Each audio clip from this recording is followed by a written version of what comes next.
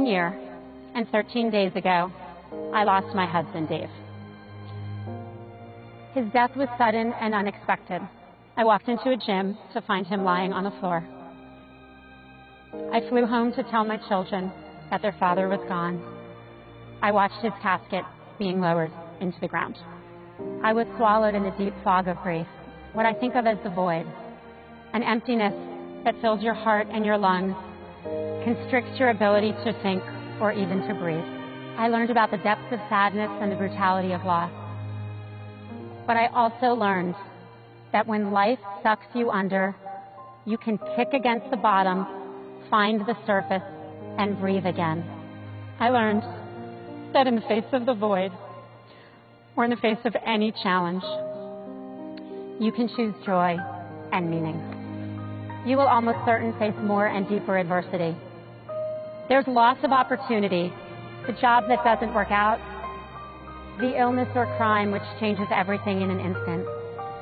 There's loss of dignity, the sharp sting of prejudice when it happens. There's loss of love, the broken relationships that can't be repaired. And sometimes there's loss of life itself. What I want to talk about today is what you do next, about the things you can do to overcome adversity, no matter when it hits you or how it hits. The easy days ahead of you will be easy. It is the hard days, the days that challenge you to your very core, that will determine who you are.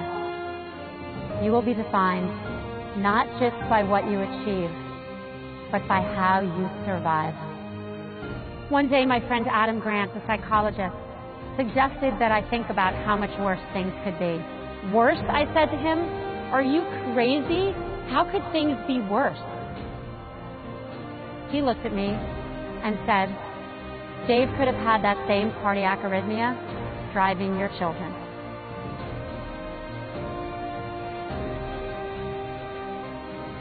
The minute he said it, I felt overwhelming gratitude that my children were alive, and that gratitude overtook some of the grief.